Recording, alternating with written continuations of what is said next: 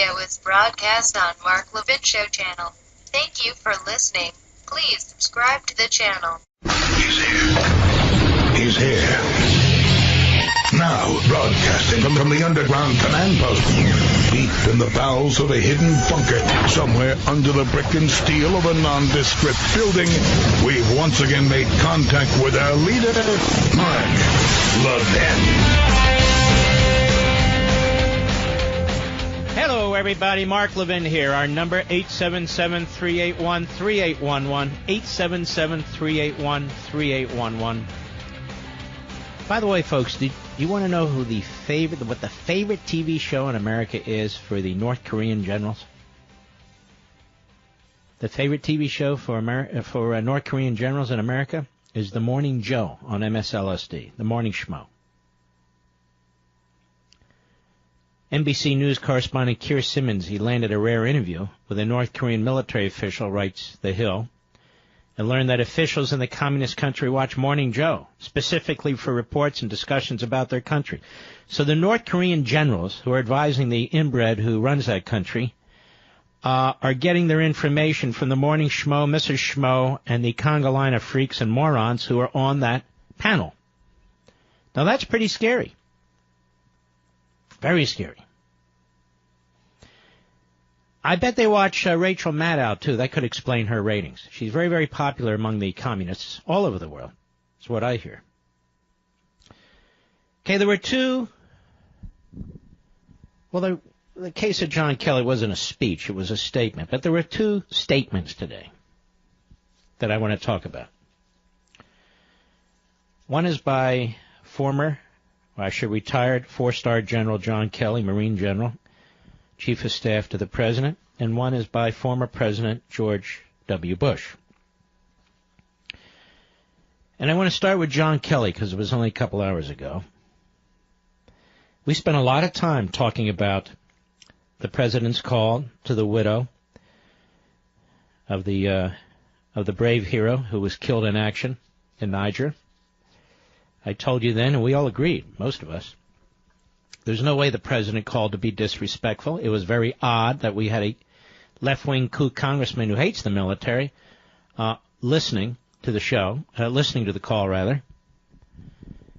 And the congressman's own comments about what was said in the call contradicted themselves. In the second instance of what she said, I thought it was actually...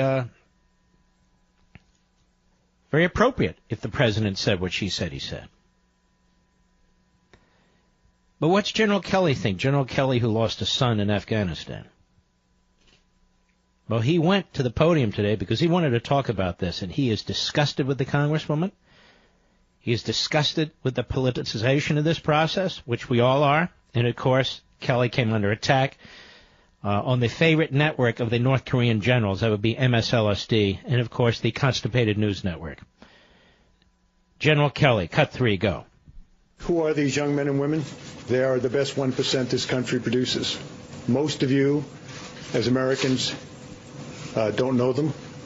Many of you don't know anyone who knows any one of them. But they are the very best this country produces.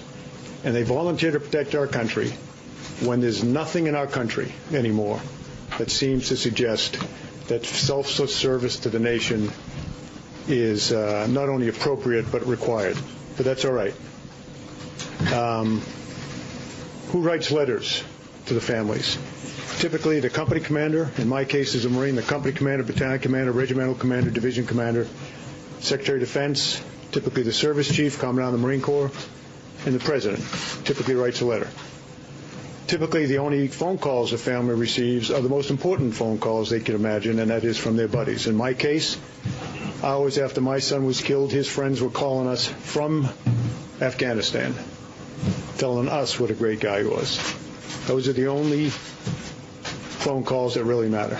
And yeah, the letters count to a degree, but there's not much that really can take the edge off what a family member is going through. Cut 4, go. So some presidents have elected to call. All presidents, I believe, have elected to send letters. If you elect to call a family like this, it is about the most difficult thing you could imagine. There's no perfect way to make that phone call. When I took this job and talked to President Trump about how to do it, my first recommendation was he not do it. Because it's not the phone call that parents, family members are looking forward to. It's nice to do, in my opinion, in any event. He asked me about previous presidents, and I said, I can tell you that President Obama, who was my commander-in-chief when I was on active duty, did not call my family. That was not a criticism. That was just to simply say, I don't believe President Obama called. That's not a negative thing. I don't believe President Bush called in all cases. I don't believe any president, particularly when the casualty rates are very, very high, that presidents call. But I believe they're all right. So when I gave that explanation to our president 3 days ago, he elected to make phone calls in the case of the 4 young men who we lost in Niger at the earlier part of this month. But then he said, how do you make these calls? If you're not in the family, if you've never worn the uniform, if you've never been in combat, you can't even imagine how to make that call. But I think he very bravely does make those calls. So as you can see, a phony scandal was created by a left-wing kook congressman, and it didn't matter to the media. They ran with it. Anything to try and smear the President of the United States.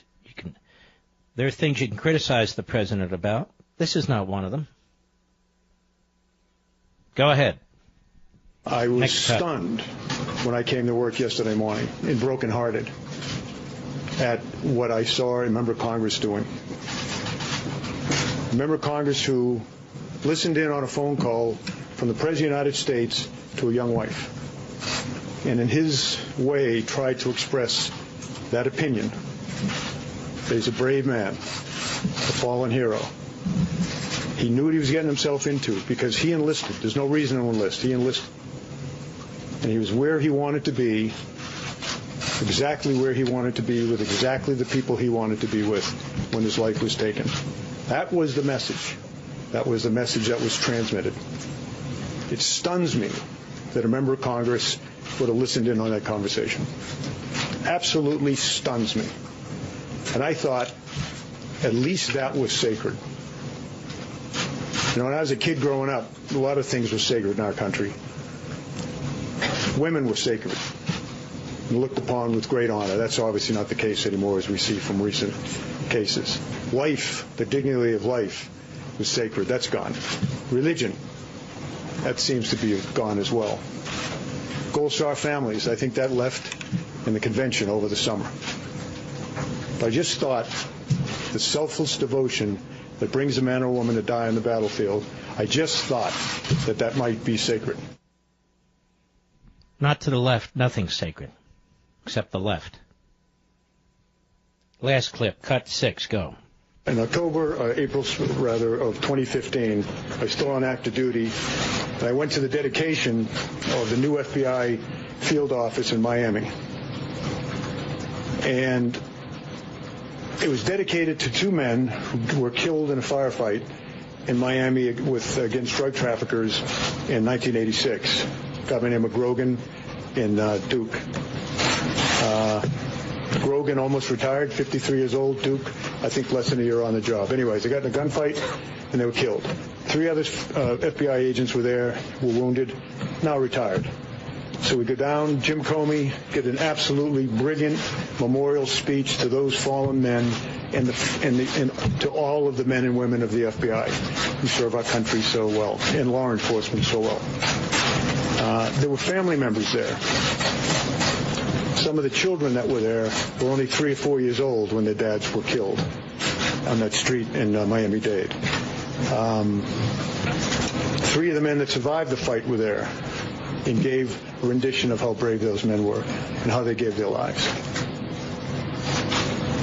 And a congresswoman stood up, and in the long tradition of empty barrels making the most noise, stood up there and all of that and talked about how she was instrumental in getting the funding for that building and how she took care of her constituents because she got the money, and she just called up President Obama, and on that phone call, he gave the money, the $20 million to build the building. And she sat down, and we were stunned that she'd done it. Even for someone that is that empty a barrel, we were stunned. But, none of us went to the press and criticized. None of us stood up and were appalled. We just said, okay, fine. So I still hope, as you write your stories, and I appeal to America, that let's not let this maybe last thing that's held sacred in our society. A young man, young woman going out and giving his or her life for our country. Let's try to somehow keep that sacred. But it eroded a great deal yesterday by the selfish behavior of a member of Congress. There's a man speaking from his heart, from his soul, from experience, and there's many in this listening audience who know exactly what he's talking about.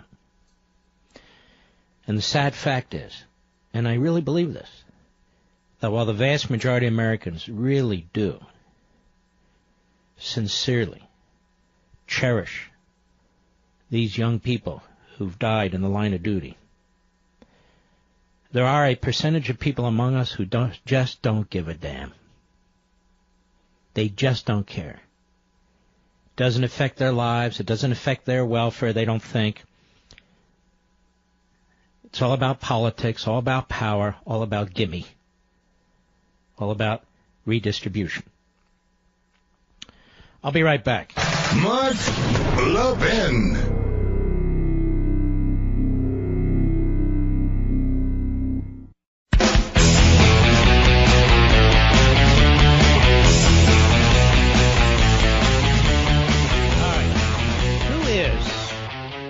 Florida Democrat Congresswoman Frederica Wilson. We know her from the goofy hat that she wears. The Florida Democrat, this is from Fox, who criticized President Donald Trump this week for being insensitive toward the widow of a U.S. soldier slain in Africa, might be facing similar concerns and criticisms herself. Turns out she has frequently voted against measures intended to help veterans and their families, according to VoteSmart.org, a vote tracking site whose founding board members include former presidents Jimmy Carter and Gerald Ford.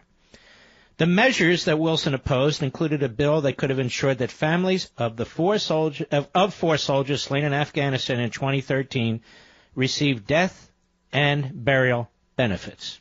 In fact, Wilson's voting record on veterans issues may call into question the sincerity of her recent defense of U.S. service members and their families.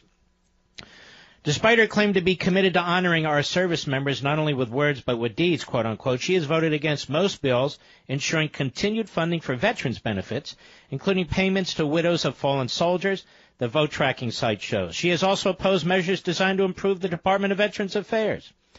In March 2013, Wilson opposed the Consolidated and Further Continuing Appropriations Act, which prevented a government shutdown and provided funds for the U.S. military and the VA. The bill, which passed with bipartisan support and was signed into law by the Obama administration, provided funding to the military and the VA until the next government shutdown, showdown. She despises the military.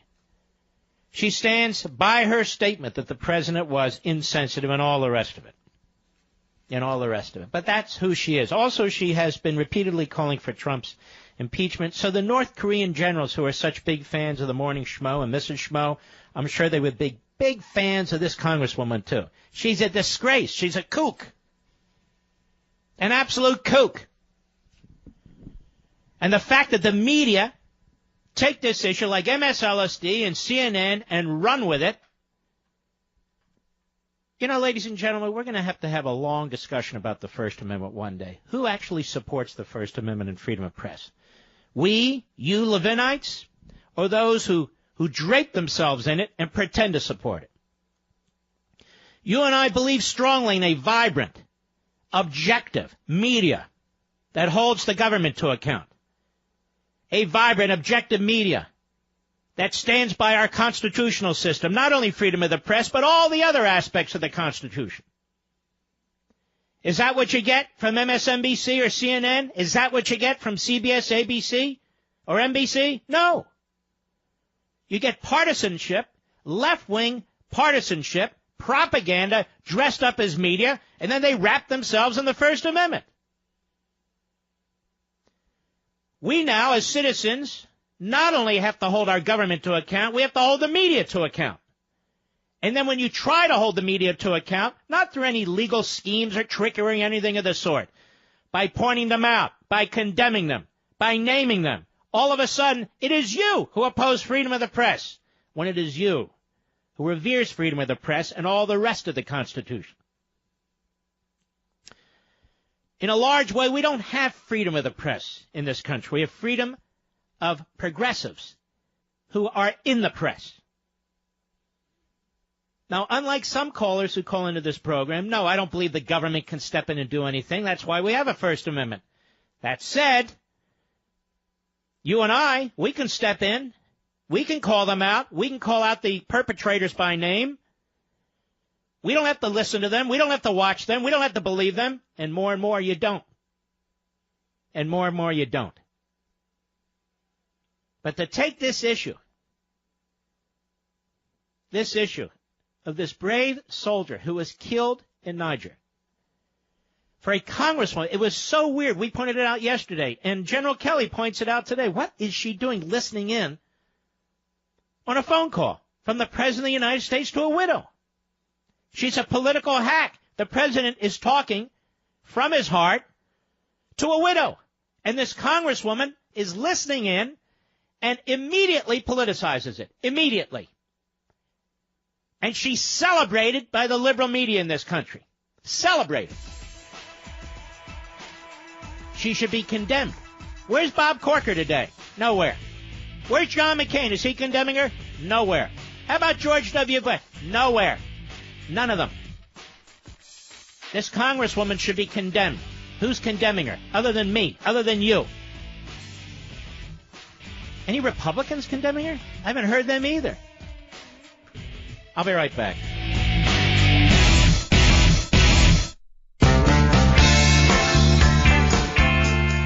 Mark Levin, the George S. Patton of Talk Radio. Call him at 877-381-3811. That's 877-381-3811. Now, ladies and gentlemen, we have, you heard, Chief of Staff Kelly, retired 4-star Marine General.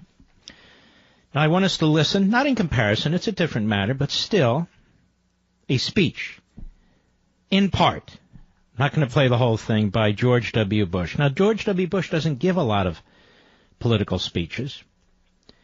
He was very, very quiet, if not completely silent when it came to the Obama administration. It always bothered me. It always bothered me that he never came out and defended his foreign policy, considering all the men and women who fought to advance his foreign policy. He really never came out and challenged Obama on those issues. Obama repeatedly violated the Constitution or skirted the Constitution. He never gave a speech about that I'm familiar with. If he did, it certainly didn't get a lot of attention. And that bothered me. Bothered me a lot.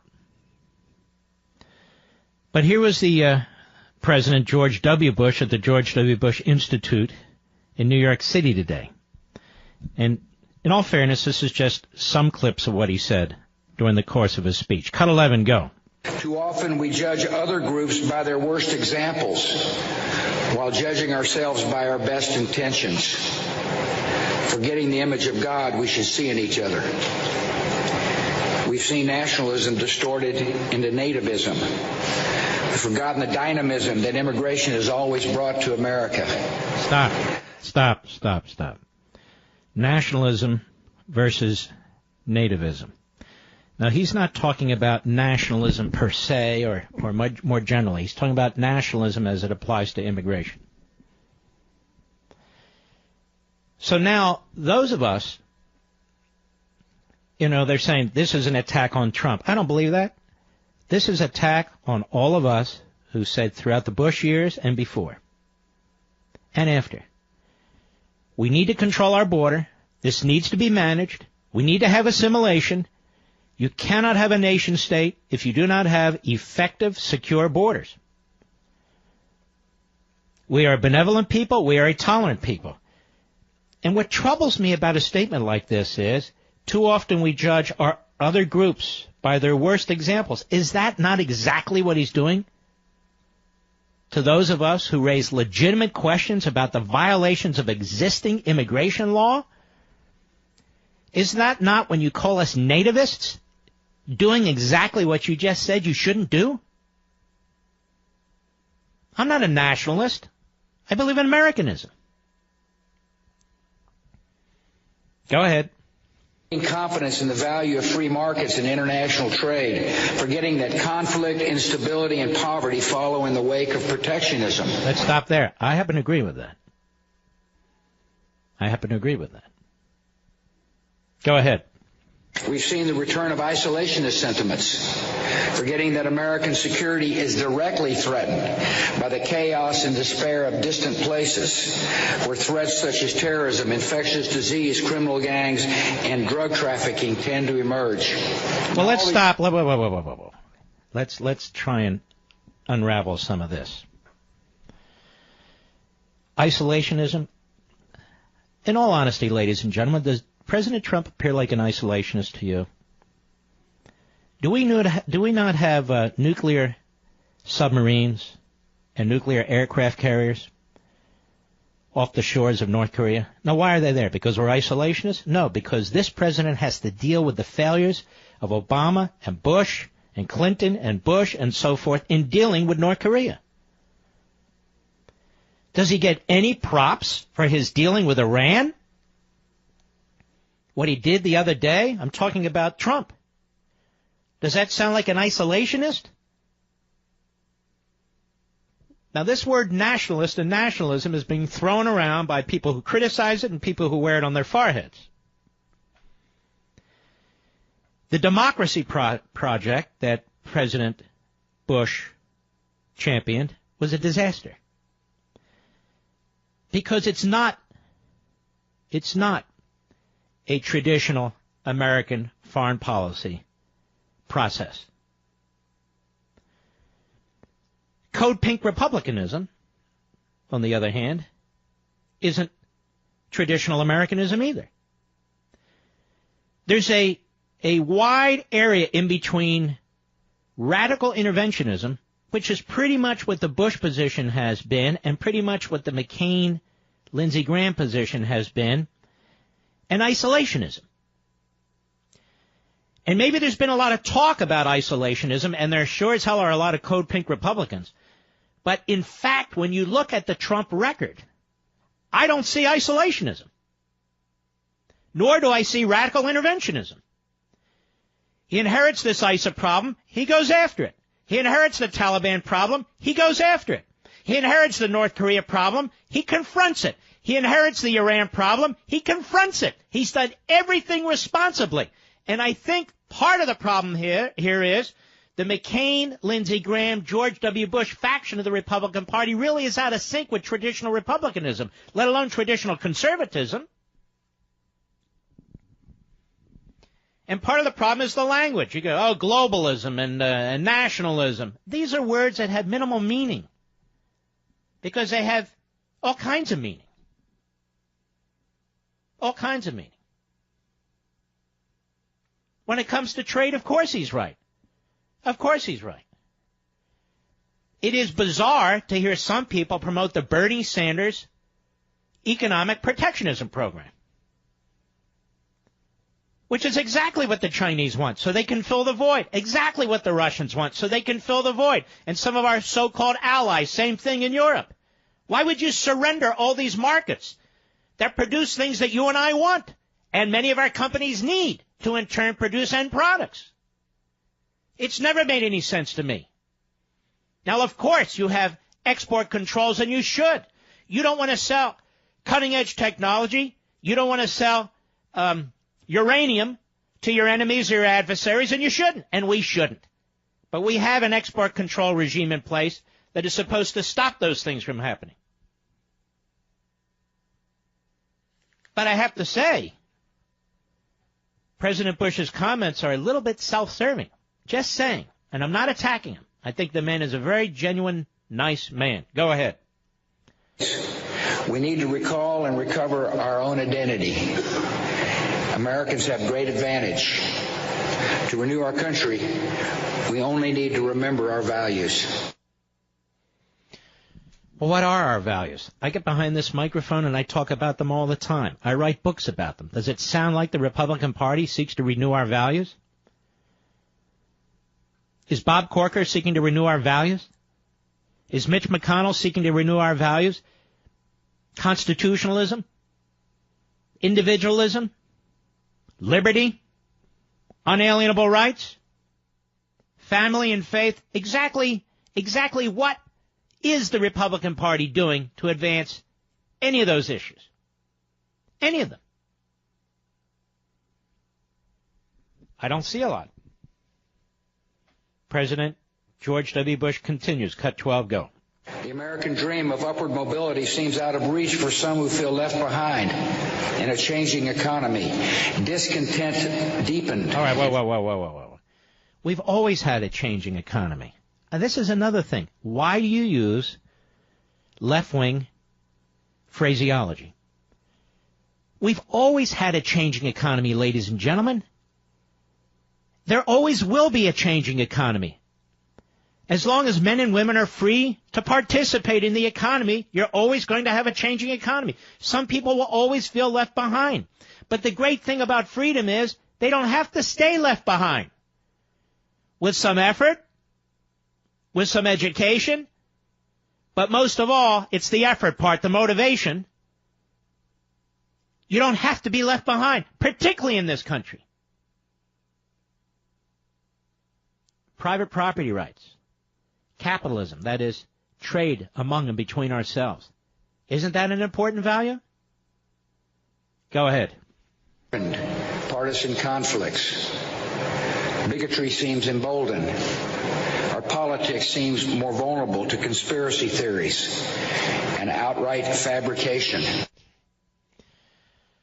I wish he would have put a little bit more meat on that phrase, because I'm not sure what he means. I mean, I understand the fabrication. I understand that. I understand the conspiracy theories. But what exactly is he talking about? And to whom is this addressed? The media say it's addressed to Trump. Did he say Trump? Maybe he meant Trump. I don't know what he meant. I don't know who he's talking about. Outright fabrication. Our policies seem more vulnerable to conspiracy theories and outright fabrication. Bigotry seems emboldened. John McCain thinks he was talking about Trump. The media think he was talking about Trump. But the president doesn't say that.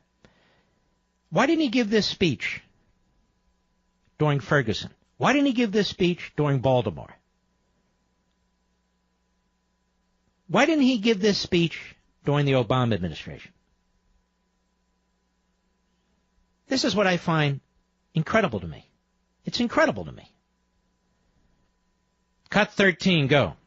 Our identity as a nation, unlike many other nations, is not determined by geography or ethnicity, by soil or blood. Being an American involves the embrace of high ideals and civic responsibility. We become the heirs of Thomas Jefferson by accepting the ideal of human dignity found in the Declaration of Independence. We become the heirs of James Madison by understanding the genius and values of the U.S. Constitution. We become the heirs of Martin Luther King, Jr. by recognizing one another not by the color of their skin, but by the content of their character. This means that people of every race, religion, ethnicity can be fully and equally American. It means that bigotry or white supremacy in any form is blasphemy against the American creed. Well, this is what amazes me. Do we need lectures about white supremacy? Is there some great juggernaut in this country building the ranks of the neo-Nazis and the Klansmen? Is there some great juggernaut in this country, cheerleaders for white supremacy? I don't even understand this. Where is this great movement of white supremacy? Where is this great movement for white supremacy? Ladies and gentlemen, I'll say it does not exist. It does not exist. And I understand why the president says this, because it'll draw the attention of the liberal media and he'll get a pat on the head. I really do. But it would have been more courageous if he spoke to all the groups that promote bigotry and racism and division and balkanization. But he didn't do that. Where's Antifa? Where's Black Lives Matter? If you're going to list the groups, list them. List them. There is no room in this country for bigotry or white supremacy. Nor is there any room in this country for Antifa. Nor is there any room in this country for white nationalism, black nationalism, organizations and groups promoting segregation. None of it. But he didn't say that, did he? Again, I'm not doing this to condemn President Bush. I'm doing it to address what he said. I'll be right back. Mark Levin.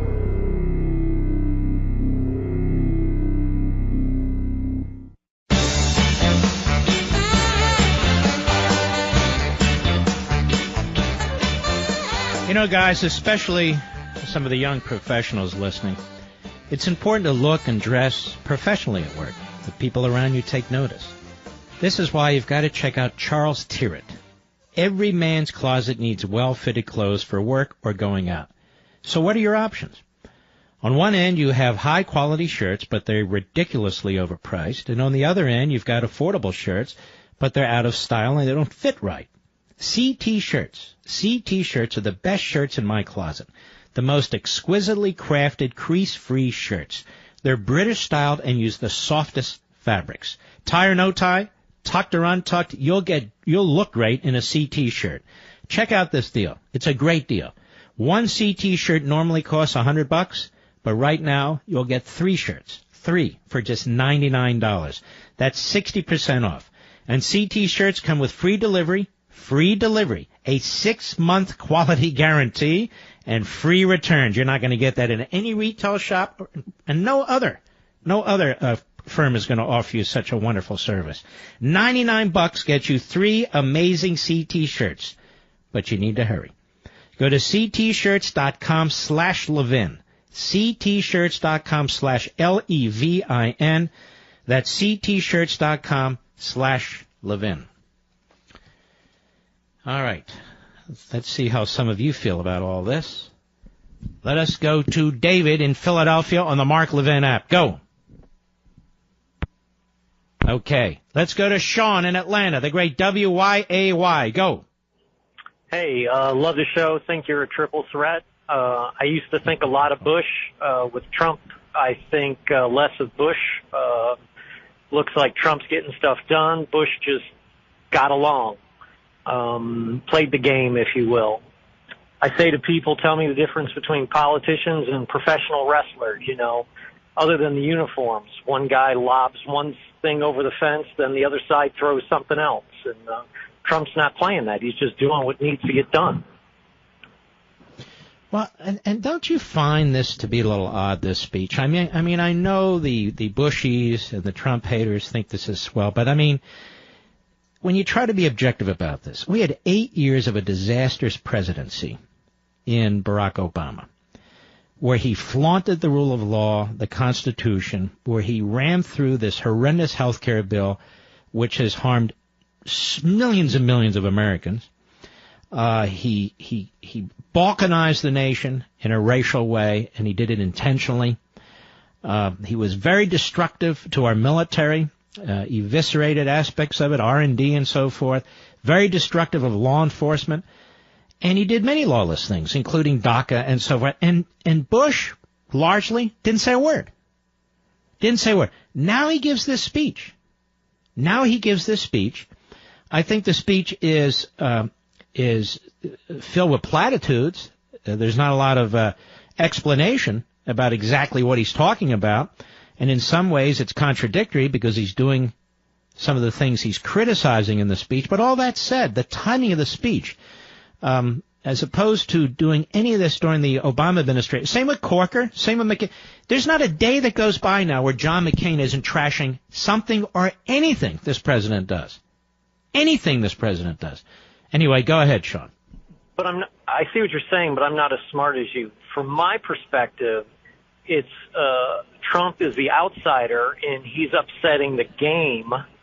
So now Bush feels free to take shots where it wasn't part of the script with Obama. Well, that's true. That's a good point. All right, Sean, I appreciate your call. That's true. It's a good point. But I think it's a little bit more than that. I think it's a little bit more than that.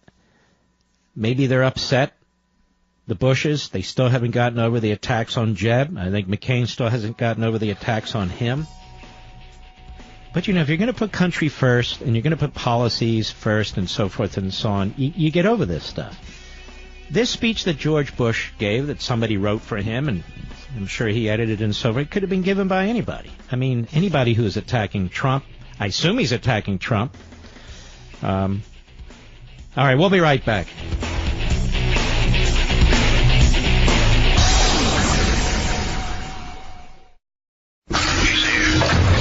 He's here.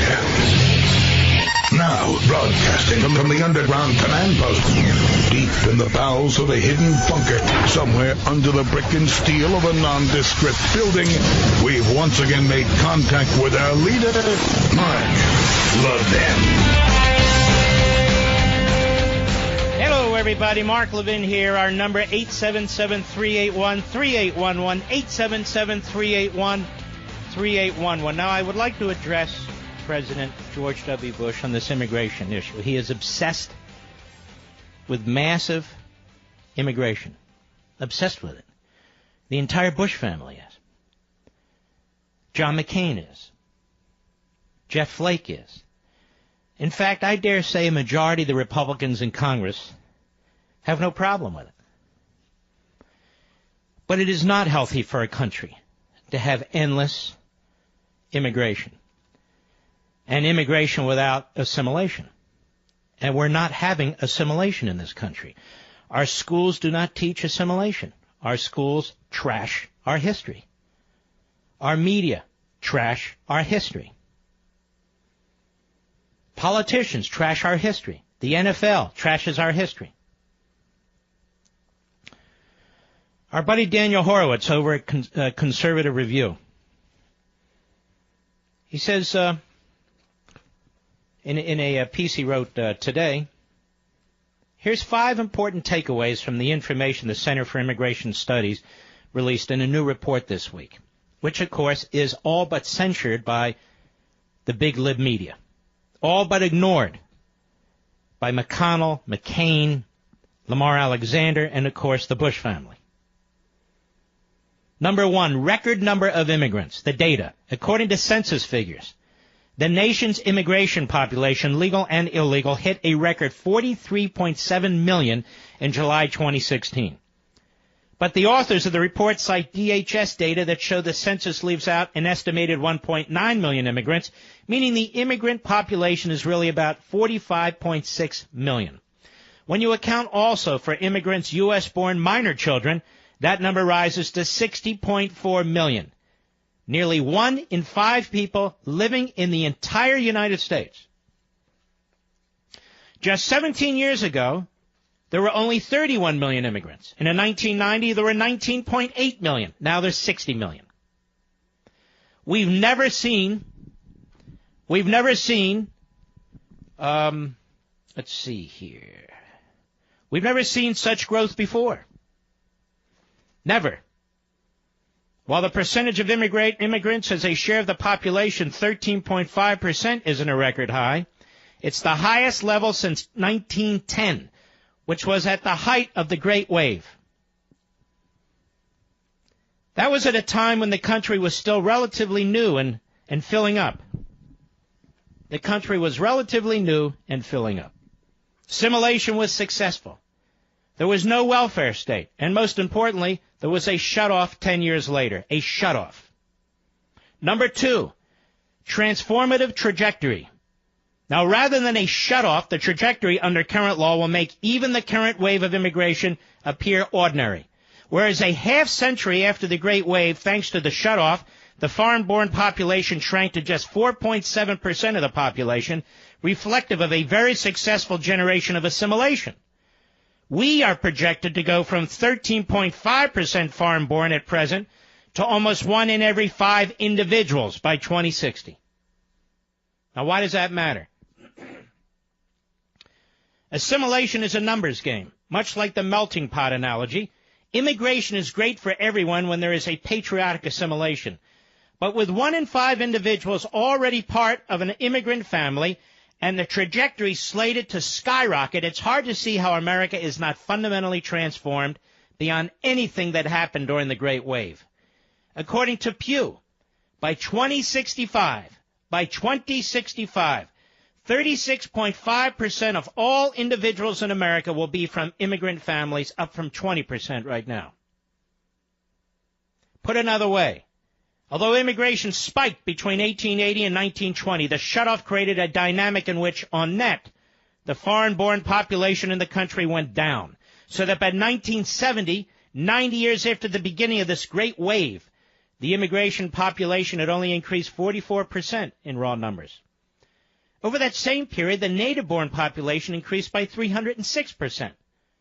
Contrast this to the current wave, and it is coinciding with an even larger wave of new immigrants coming to reinforce the new citizens, anchoring them back to their old culture and values, writes Horowitz. By 2060, about 25, well, how many years was that? Where are we? About 45 years from now. 90 years after that benchmark in 1970, the immigrant population is projected to be 715% larger in raw numbers. Over the same period, the native-born population is projected to increase by only 77%.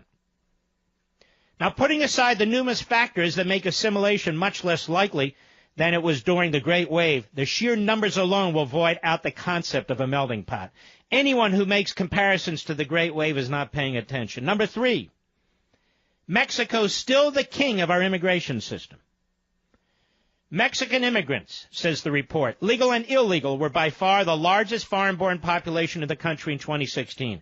Mexico is the top sending country, with 1.1 million new immigrants arriving from Mexico between 2010 and 2016, or 1 out of 8 new arrivals. Now, why does that matter, says Horowitz?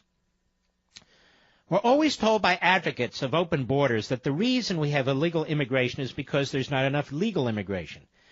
Yet Mexico, which is the largest source of illegal immigration, is also the largest source of legal immigration. More than twice as many green cards and citizenship papers are handed out to Mexican nationals every year as to immigrants from the second and third largest groups, China and India. And this trend has persisted for several decades. There's no room for complaint. It is insulting to suggest that America must grant more and more amnesty to illegal aliens and that we have not been generous enough. By my count, says Horowitz, the data in the DHS Yearbook on Immigration Statistics, over the past 44 years, 6.65 million people have immigrated from Mexico legally, not including the 6 million or so illegal immigrants, compared to 4.5 million who immigrated from Italy, the previous record-keeping country of origin from 1880 to 1929. Why does this matter? Number 4. Certain areas are already salad bowls and not melting pots. According to the CIS, the states with the largest numerical increases in the number of immigrants from 2010 to 2016 were Texas, up almost 600,000, Florida, up almost 600,000, California, over 500,000, New York, almost 250,000, New Jersey, over 170,000, Massachusetts, up over 140,000, Washington State, up over 134,000, Pennsylvania, up 132,000, Virginia, and by the way, this has had a major impact on Virginia election outcomes, up 120,000, Maryland, up almost 120,000, Georgia, and so forth and so on. Immigrants now represent more than 13% of the population. The national average in 15 states and more than 17% in 7 states. Topping out, ready, at 27.2% in California. This is why a Republican can never win California. It is amazing to me that we have people like George W. Bush and John McCain and others who don't understand. We don't have assimilation taking place. More and more people are coming here with an identity for a leftist agenda, a socialist agenda. More and more people who come here become part of the welfare state. This is a recipe for absolute national suicide. There's no way to encourage patriotic assimilation when the numbers are so high and concentrated in certain areas. That is plain common sense that policymakers in both parties understood until this generation of policymakers. There are 708 counties, almost one-fourth of all counties, where more than 10% of the population speaks Spanish at home. That number is dramatically higher in certain counties in California. 11 states have emerging English learning enrollments, composing more than 10% of total K-12 student population. And in California, that number is almost 25%, where you have to teach English. Fundamental transformation indeed. Finally, item 5, the data. The sending country with the largest percentage increase in the number of immigrants living in the United States since 2010, Saudi Arabia, up 122%. 7 more predominantly Muslim countries were in the top 15 list: Afghanistan, Syria, Bangladesh, Nigeria, Iraq, Egypt, and Pakistan. 2 more, Ghana and India, have a substantial Muslim minority. Overall, the immigrant population from predominantly Muslim countries is 2.8 million, up 29% from 2010, one of the sharpest increases of any group. It's simply astounding that there's no modicum of debate or even recognition over how unpredicted our immigration system has changed from its traditional norms and the fact that nobody ever voted for this transformation. I'm responding to George W. Bush, calling all of you nativists, in effect. Horowitz goes on, in 1921, there were unanimity of opinion, there was, among both the general public and politicians. There was an urgent need to curtail immigration in order to pass legislation to restructure our immigration system, as happened in 1924. At the time, in order to jumpstart debate, the House unanimously, both parties, passed a bill curtailing immigration across the board.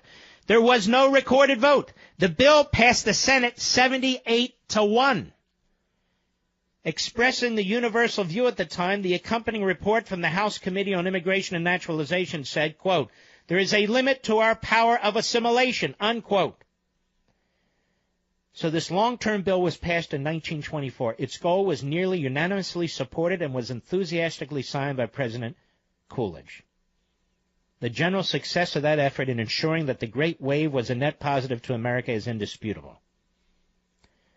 How will history judge our policymakers, however, 50 years from now? Now, George Bush dismisses all this as nativism. Nativism has nothing to do with nativism. Not nativism. It's called reason. It's called rationality. It's called looking at the statistics. I guess to use the phrase of the left, George Bush is a denier when it comes to the facts related to immigration. Of course, immigration can be successful and helpful to a country. Massive, unbridled immigration, never. Especially without assimilation. How is that possible? I'll be right back. Mark Levin.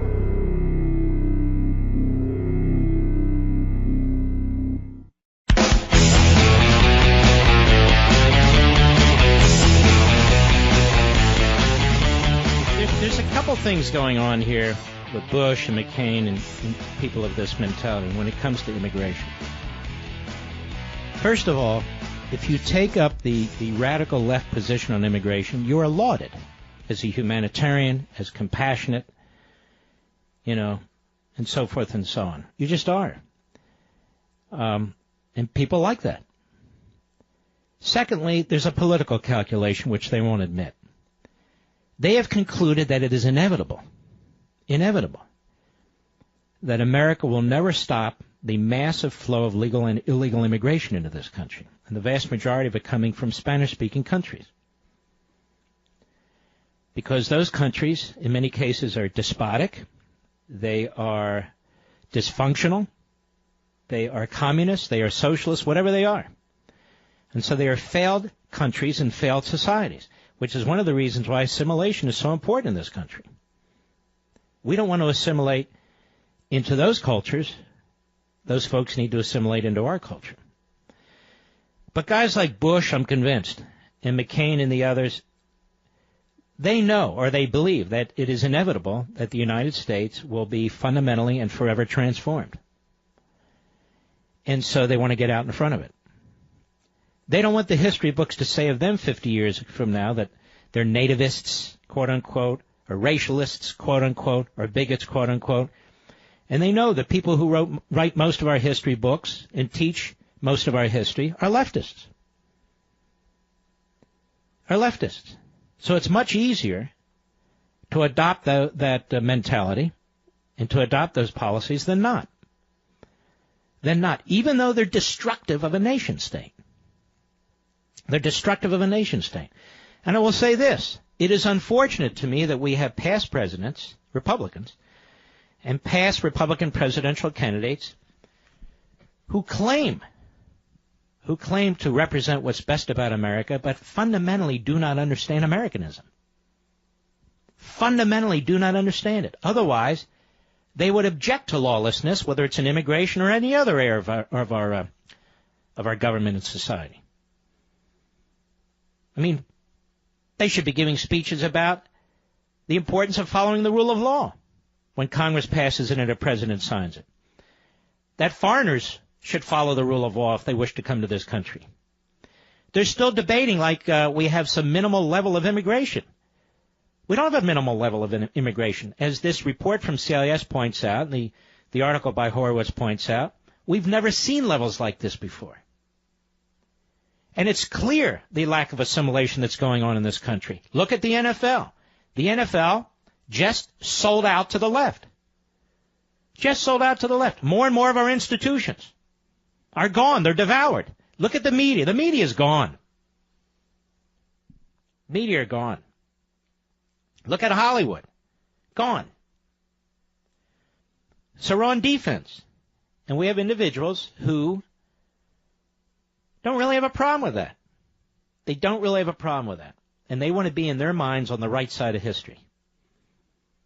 On the right side of history. And what they mean by the right side of history is not actually being on the right side of history, but being on the right side of historians. These policies, if they continue, are going to sink the country. There's simply no question about it. If you believe the American culture and the American civil society is worth defending, then you should support securing our border, deporting people who aren't supposed to be here, at least some of them, and enforcing your immigration laws. But they won't do it. And by the way, the worst perpetrators are the courts. We have a federal court in Hawaii who basically, where the judge, an Obama appointee and buddy, has basically taken over our immigration system and related national security issues from the President of the United States. He has no authority to do that. He's one out of 1,000 judges, but it doesn't matter to him. He's running immigration. He will determine whether or not it is safe to allow immigrants in from one country or another, and so forth and so on, not the President of the United States. And prior to the presidency of Donald Trump, the President made those decisions. There was never any issue. There was almost no judicial review. It's unfortunate that George W. Bush doesn't talk about that. It's unfortunate that John McCain doesn't talk about that. No, it's very frustrating. They say they want to talk about American values. Well, let's hear it. Lawless aliens coming into the country, that's an American value? Failing to secure the border to protect the people in this country, that's an American value? Radical interventionism all over the globe, that's an American value? No, Since when is that in America? Since when is any of that representative of American values? I'll be right back.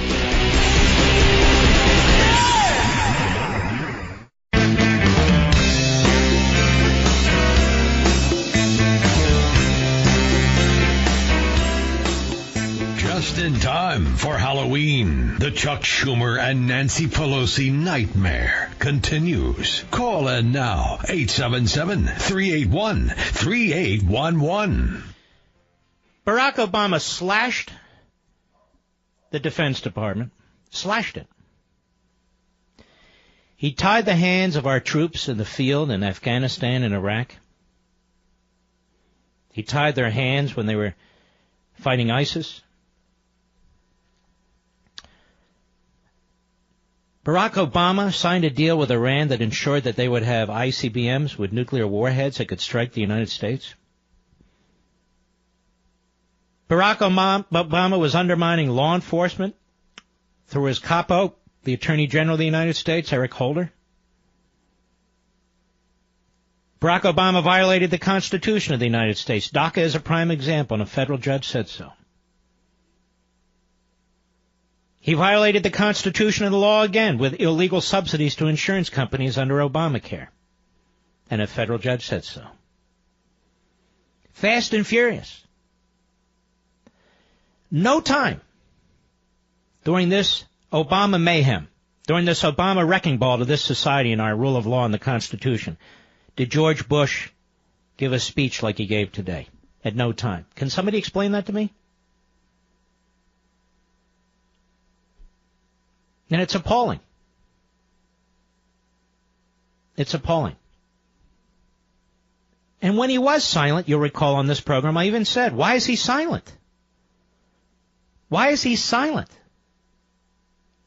about what's being done to the military, about what's being done to his military and foreign policies, and the men and women who fought for them? Shouldn't he be speaking out and defending them? Remember that, Rich? I talked about that. I was stunned. You don't criticize the line from the Bushies. The president says he's not going to criticize a president now that he's out of office. But it's not true, because he knew the implications would be drawn in the speech he gave today on Trump, and the left is running wild with it. I think it's kind of tawdry and cheap, to be quite frank about it. I really do. Talks about nativism. Nativism? Enforcing the rule of law is now nativism.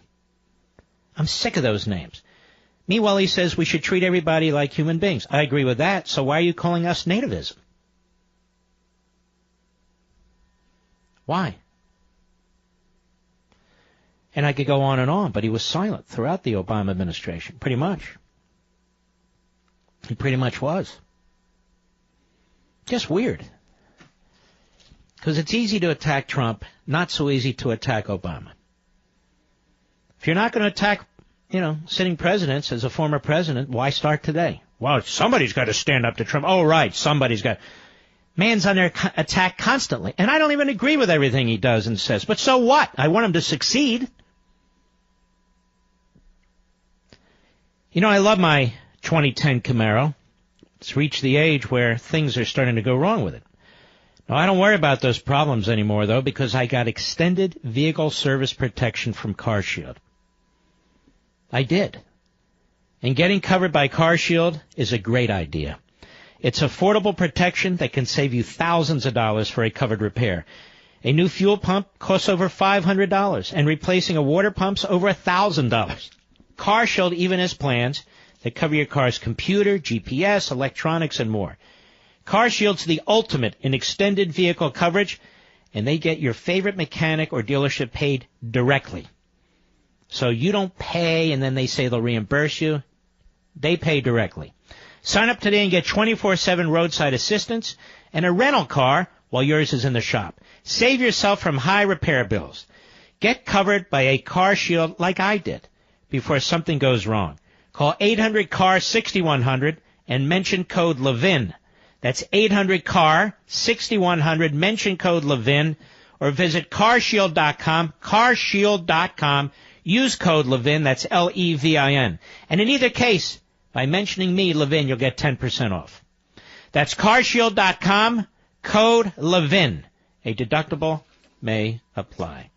All right, let's see if we can get some comments in here, what people think about these various issues.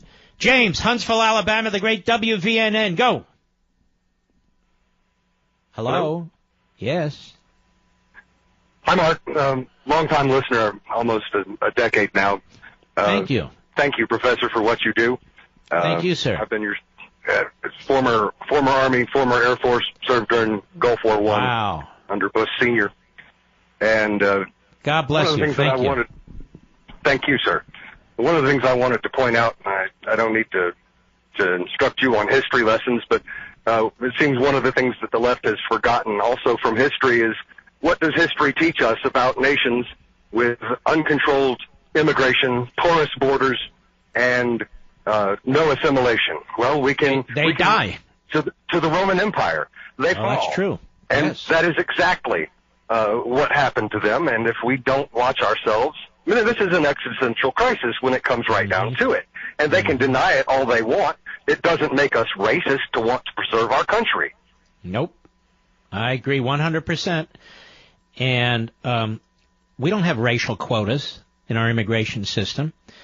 What we want is to slow it, in some cases stop it, because we need assimilation. And the same left mentality that demands open borders is the same left mentality that opposes assimilation. Because people have to get this through their thick noggins. The left does not support America. That's why they talk about fundamental transformation. That's why they are progressives. America, just even on the football field, listen to what people are saying. They do not revere this country. They do not revere the men who founded this country. They do not revere our founding documents. And they basically tell us that, either by word or action. And James, I want to thank you for your service, my friend. You be well. Todd, Atlanta, Georgia, the great WYAY. Go. Yes, I wonder why George Bush kept his mouth shut when 5 cops were assassinated by Black Lives Matter in Texas, where he lives. And secondly, with the immigration, illegal and legal, you know, these people have no connection to our history, our culture. When I try to talk to them about World War II, what they sacrificed, Korean War, what my family sacrificed, they could care less. They're like, this is just a bunch of old, dead white people. Why does it matter to us? That's their attitude. Mm-hmm. I happen to think you're right in many respects. Thank you, sir. Joseph, West Memphis, Arkansas, Sirius Satellite, go. Yeah, hi, Mark. The reason why Bush didn't criticize Obama is because he's black. I mean, he just ruined the economy. I didn't know Bush was black. Okay, well, he just ruined the economy. He didn't want that racist label on him, too. He would have never recovered. And another Hold thing, on. Who would have never? I'm not following this. I'm saying the Bush legacy, he would have never the media would have never, ever gave him any time of or good favor towards him. It would have never came back to him like it did by keeping his mouth shut. Mm-hmm. All right, my friend. Flora, Orlando, Florida. How are you, Flora? Hi, Mark. Great to speak with you. I'm an African-American female, of course, and I don't understand why Bush would get out there. Somebody, please, I'm so confused, and not try and bring our country together and say we need to support our president. I worked hard for him here in Orlando, and talk about the divisiveness on the left. And although he didn't say Trump's name, I mean, to me, if it walks like a duck and looks like a duck and talks like a duck and quacks, it's a duck. He's throwing arrows at our president, and I don't appreciate it. And no one is standing up, none of the Republican establishment, no one. And I'm sick and tired of them unloading on him. He's got enough pressure as it is. Mm-hmm. And Bush sat on his hands when Obama was a wrecking ball for 8 years. Just sat on his hands. Right, and didn't do anything. And you got these people here in Florida. I mean, they've called me Oreo. They've called me, the sellout N-word, everything. And he needs to be out there trying to bring people to together like, my organization is. We're based on the Bible and the Constitution, and those are the only two things that are going to save America. Now, what's your organization? The New Centurions. All right. It's based on the centurion that helped Christ carry the cross when he was crucified. So the Bible and the Constitution, the New Centurions, we'll be putting out a website, and we're talking to people, and we want to convert them to conservatism. All right. Well, you sound like a lovely lady. Thank you, Flora. Much appreciated. Amy, Colorado Springs, Colorado, the great KVOR. Go. Mark, such an honor to talk to you. Thank you. Thank you. I just had a quick comment about General Kelly's speech. I thought it was very moving. I'm a military wife, and you always dread getting that knock on the door, that phone call. So I thought that was very moving. And I've been a listener for a while, and you've educated me so much. I've been kind of watching stuff, and I want to get your thought. One of the tactics of the left is to blame their enemy, accuse them of what they do themselves. Mm-hmm. And in my estimation, the Democrats hate the military. Hillary Clinton hates the military. Barack Obama hates the military. Trump, in my estimation, he did nothing wrong. I don't think he meant any ill will towards the military whatsoever. Of course not. Of course not. It's not even rational. The hate and the venom for this guy is so out of control that you have these irrational, attacks on him. It's just unbelievable. Go ahead. It is. And, I just see that I can't imagine Hillary Clinton handling this kind of situation. So, as a military wife, I know what the president meant, and he meant no ill will. And General Kelly's speech, I thought, was absolutely wonderful.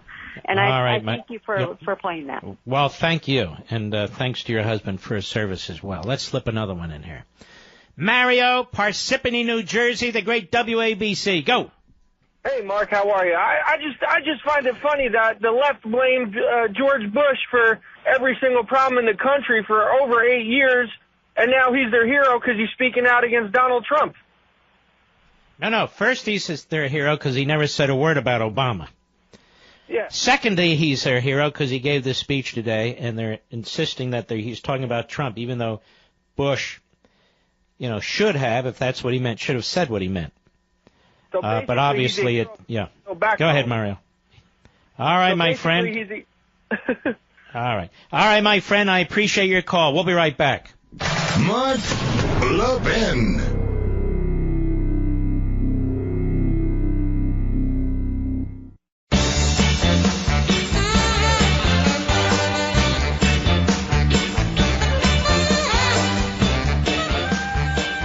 I may have a big announcement in a week or two. Even Mr. Producer doesn't know what I'm talking about. In a week or two, I may have a big announcement. Maybe 3, I don't know. Big announcement. Let's see. Oh, you've heard me talk about my buddy Kyle Cox, right? The owner of Blindster.com. Well, Kyle is an American success story.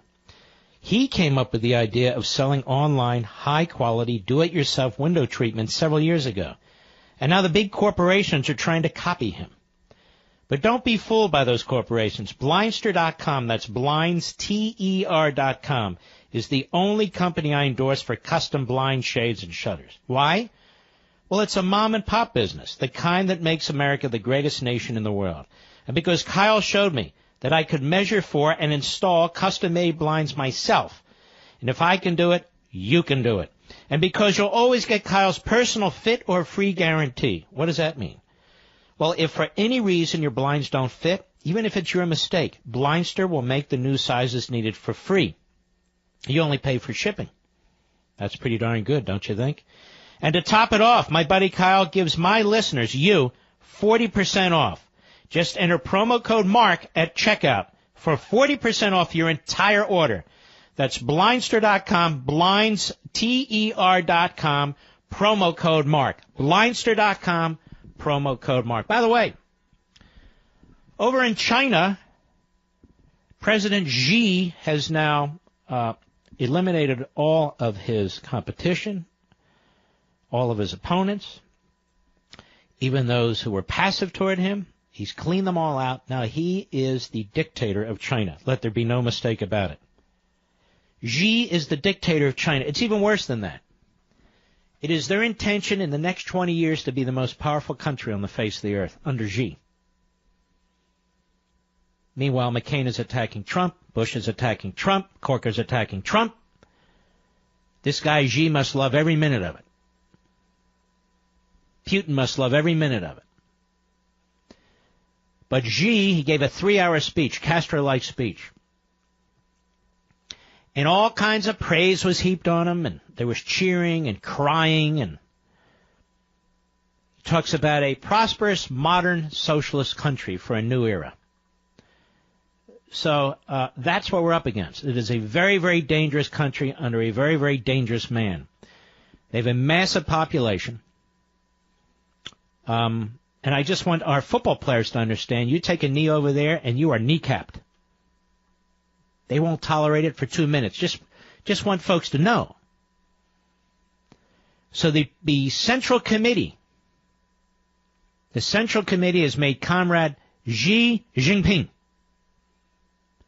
its ultimate leader. It's ultimate leader. There was a time when Thomas Friedman, who I think has won 12 Pulitzer Prizes, which tells you what those are worth, but seriously, like 3 or 4. And I can't read his stuff. It's so crappy. So insipid. There was a time when he, and I quoted him in one of my books, praised the Chinese system. Wished our system was more like it. This is what we're surrounded with, these schmucks. They go on and on about freedom of the press, and then they revere these kinds of hostile regimes, hostile to individuality and liberty, and certainly the press. Xi Jinping has obtained the heartfelt love and respect of the entire party, army, and people. Now, I want you to listen to this. So they put the Communist Party first, the Communist Army second, and the people third. Much like our Democrat Party, except there's no army support there. They put their party first and the people second. See what I mean? Officials lavishing praise on the party's top leader at Congress is not unusual, but overt displays of emotion or personal adulation are rare. So you see what's going on here.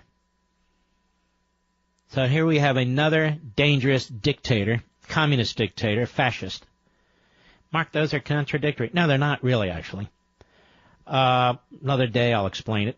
But here we have a fascist communist who is now in charge of all of China, massively has built up its military, is massively aggressive, has stolen enormous amounts of our technology, and is screwing us every way imaginable.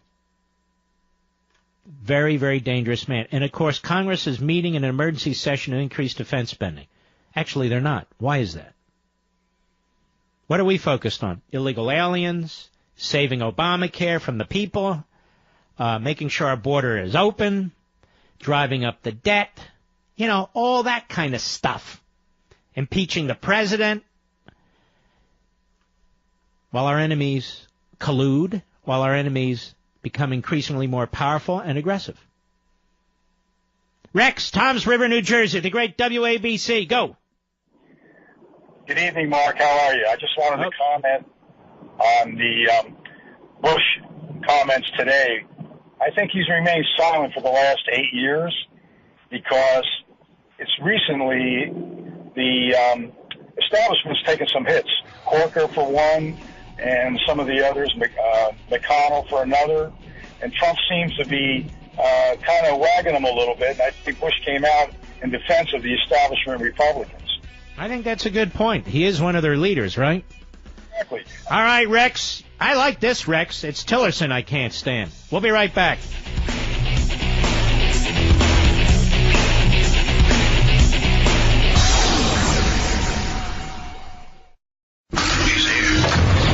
He's here.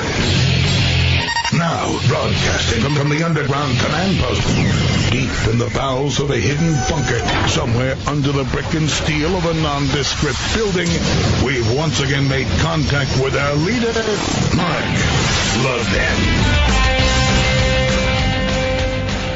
Hello, everybody. Mark Levin here. Our number, 877-381-3811, 877-381-3811. I'll give you a prime example, folks, of how the Republican Party and Washington work or really don't work, and why I listen to Bush's criticism, and it falls on deaf ears with me. Now, John Cornyn of Texas is very tight with the Bush family. He is a moderate Republican from a conservative state. This is from Axios. John Cornyn holds up top White House nominee. Texas Senator John Cornyn is frustrating both administration officials and conservative movement leaders by holding up the confirmation of Russ Vought to be Mick Mulvaney's right-hand man at the Office of Management and Budget. Cornyn, a member of the Senate leadership that has a strong say over the floor schedule, has made it clear that Vought will be held up until he gets more funding for Texas hurricane relief, according to 3 sources close to the situation. It's unclear how Cornyn has phrased his demand or how much extra money exactly he's asking for, but his message has been heard loud and clear by top Trump officials. Cornyn's office didn't respond to multiple requests for comment for this story. Sources said the next supplemental bill, and therefore Vaught's confirmation, could be held up for at least another month. I mean, truthfully, folks, who is it that's operating in grotesque manners around here? This matters because Vought is a top White House priority and is considered a leader in the conservative movement.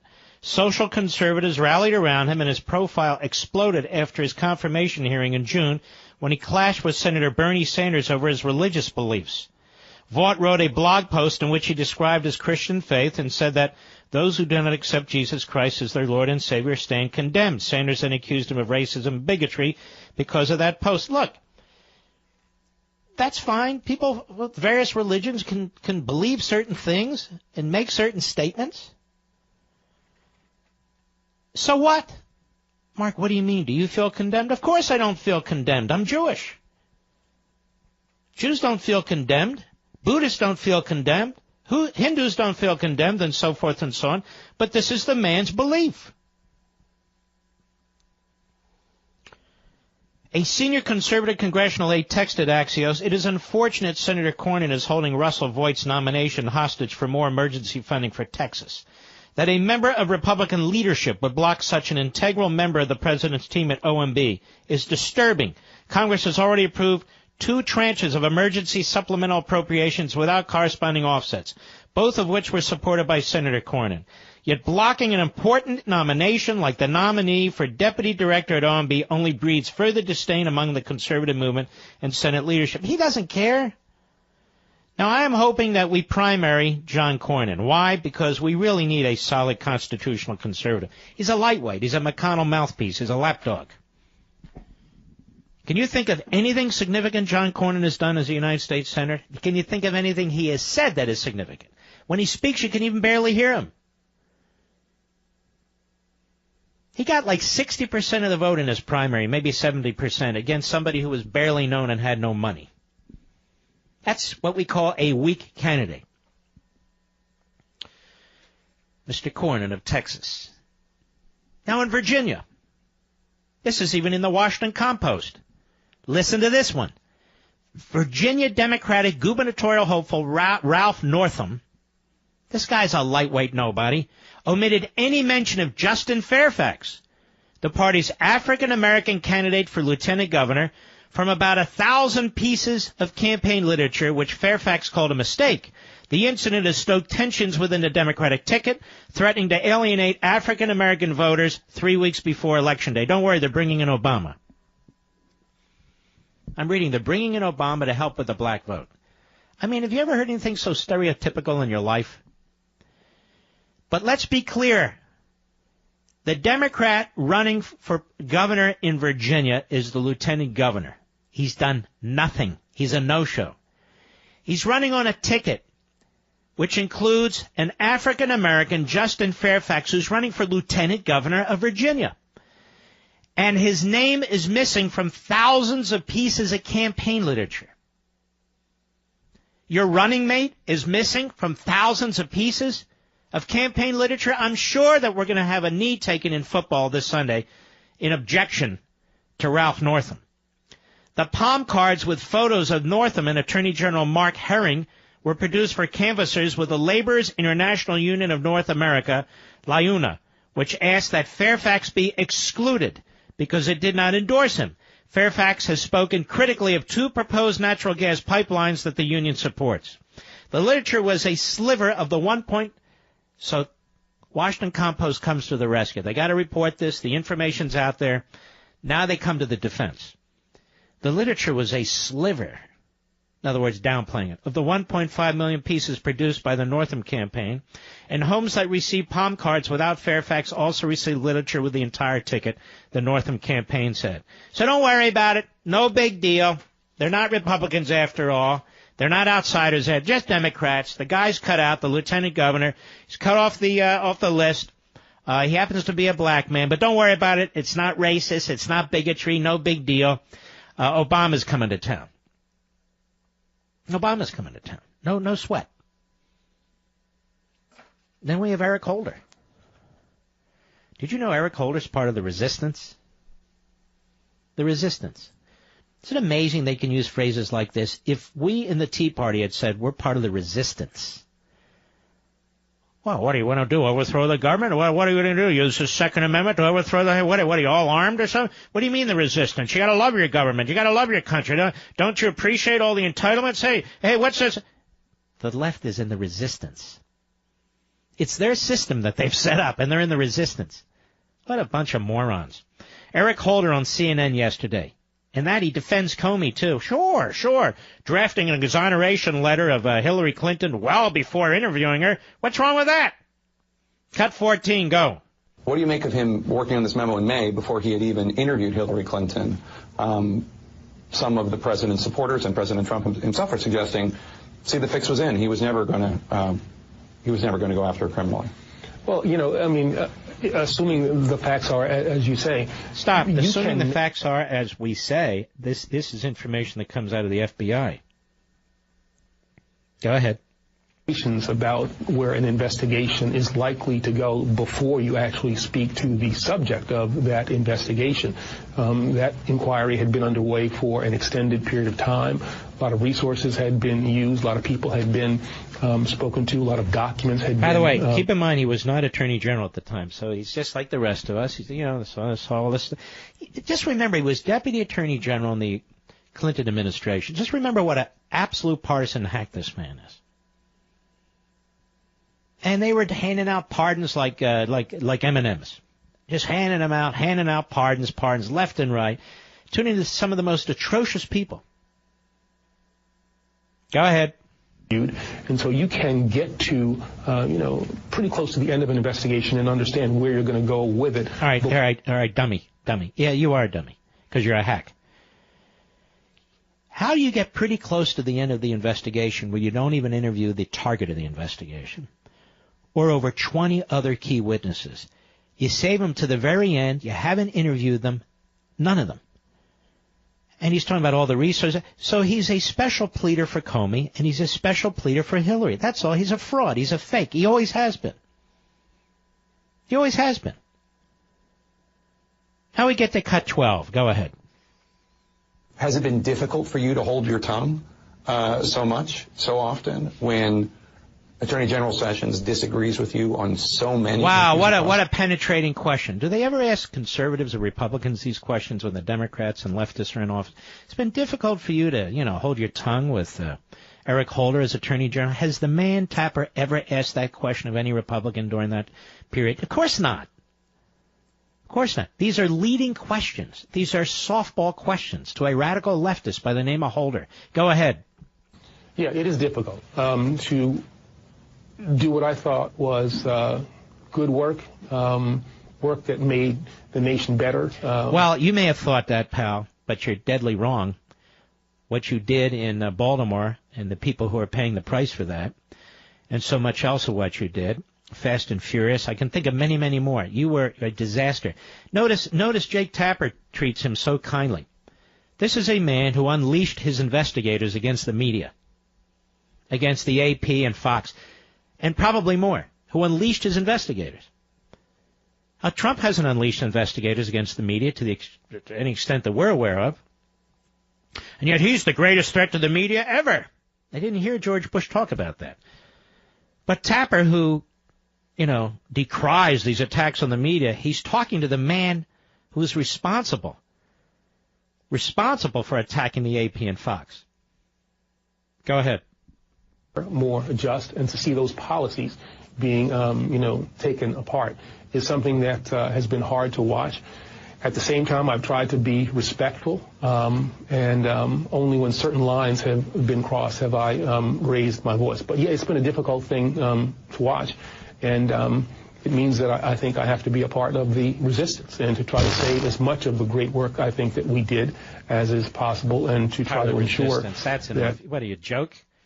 How's he part of the resistance? He's making a fortune as an attorney in the private sector, pushing his left-wing crap. Well, I got to be part of the resistance. This guy's been in government most of his life. He was a judge. He was a U.S. attorney. He was a deputy attorney general. He was an attorney general. I got to be part of the resistance. I actually thought we were doing, a lot of justice, and a lot of good things. So yes, Jake, thank you for the softball question. It's been very, very difficult, to watch this. Very, very difficult to watch this. So, I got to be part of the resistance. The resistance. That's right. I got to be part of the resistance. I'll be right back. Mark Levin.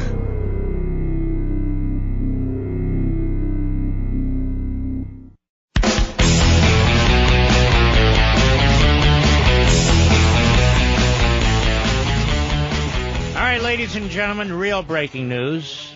This from the Hill newspaper, John Solomon and Allison Spahn. As he prepared to collect $500,000 payday in Moscow in 2010, Bill Clinton sought clearance from the State Department to meet with a key board director of the Russian nuclear energy firm Rosatom, which at the time needed the Obama administration's approval for a controversial uranium deal, government records show. Arkady Dravovich, a top aide, damn computer, hold on a second. I'm there, hold on. A top aide to Russian President Dmitry Medvedev and one of the highest ranking government officials to serve on the board. You know what's happening? I'm getting spammed here while I'm trying to read this story. Isn't that strange, Mr. Producer? It keeps cutting off. Must be a Rusky out there somewhere. Let me start. I can't read off this. Kill the music. I'm going to have to do it after the break. I'm going to have to print it out. My computer will not allow me to read this article. And there's no conspiracy. I'm just saying my damn computer will not allow me to read this article. But it's a big deal. You know what? I know it's live radio for those of you who get it live. Let me try one more time. Hit the music. Here we go. All right, let me try. Okay, we got another email. As he prepared to collect, hold on now. Here we go, Mr. Producer, thank you. He cut and pasted. As he prepared to collect a $500,000 payday in Moscow in 2010, Bill Clinton sought clearance from the State Department to meet with a key board director of the Russian nuclear energy firm Rosatom, which at the time needed the Obama administration's approval for a controversial uranium deal, government records show. Arkady Dravovich, a top aide to then Russian President Dmitry Medvedev, and one of the highest-ranking government officials to serve on Rosatom's board of supervisors. This is massive nuclear power, Russian state-run company controlled, in essence, by Vladimir Putin. Okay?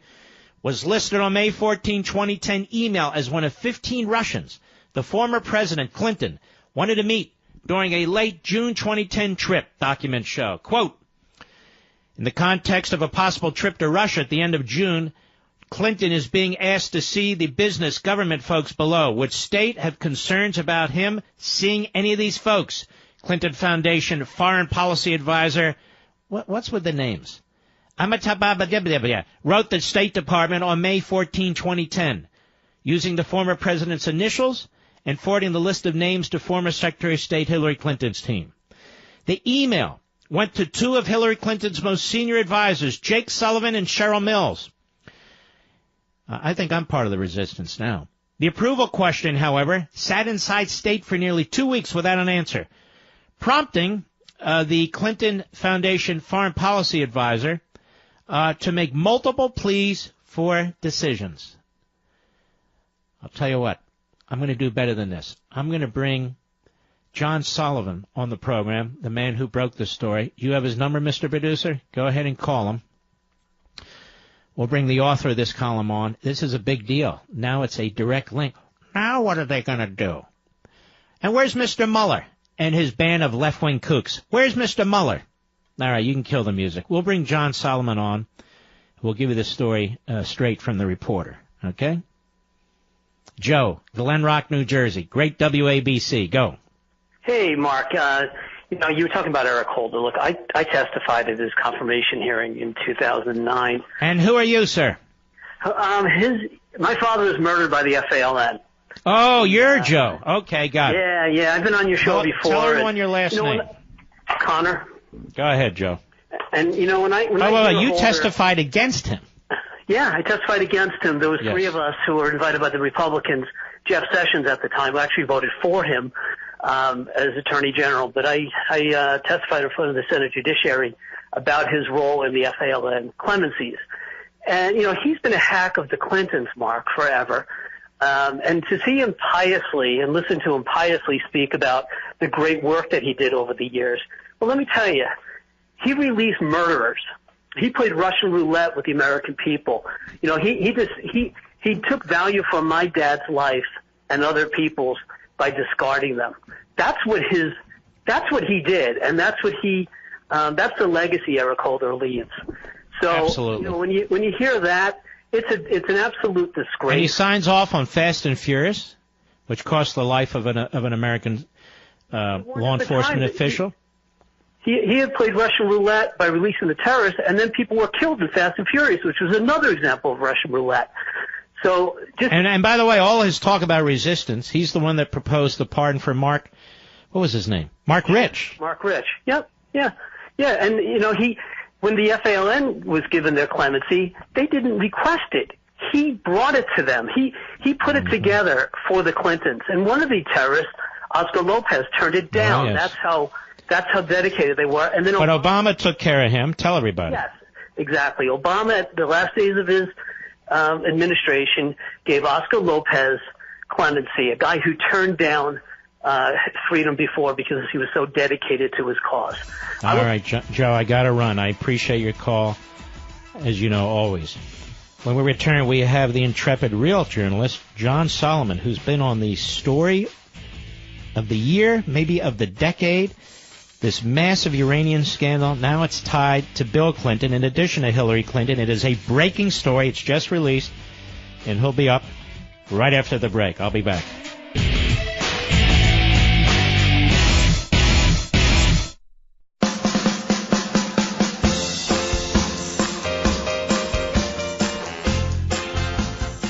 Mark Levin doesn't just read the news, he makes the news. Call the Mark Levin Show now at 877-381-3811.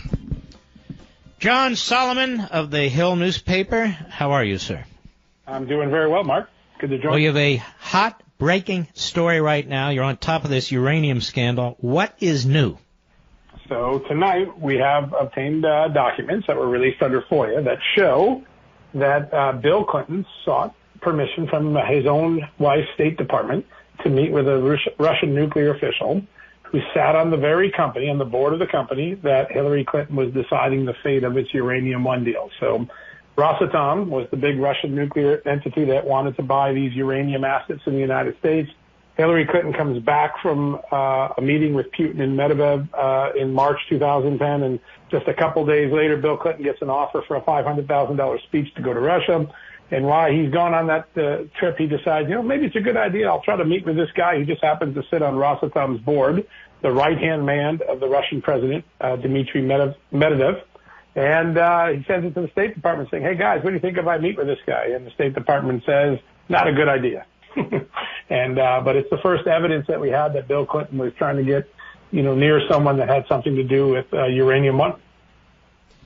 And isn't it evidence, John Solomon, that the Clintons and others knew exactly what they were doing? In other words, they knew how much was at stake for the Russians. They knew how much was at stake for the United States. The Russians with this $500,000 for him and his foundation and so forth.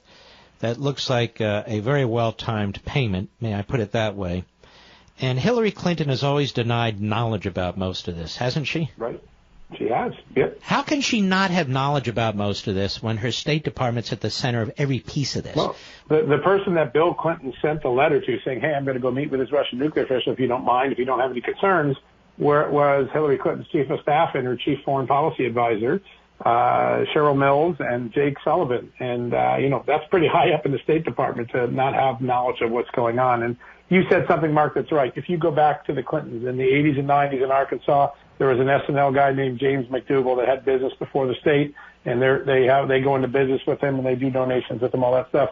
In the 1990s, we had the coffees and the Lincoln bedrooms and the Chinese spies all coming into the White House because they had business before the government, and the Clintons were raising money for them.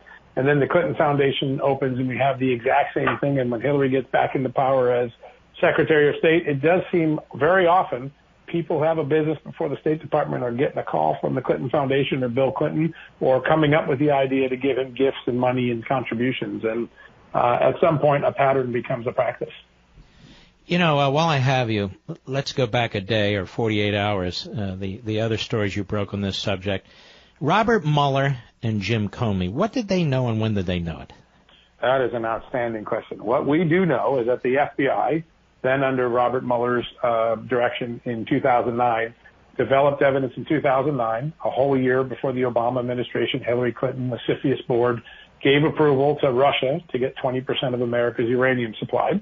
They knew that the very Russian agency that was seeking this uranium was engaged through one of its subsidiaries, Tenex.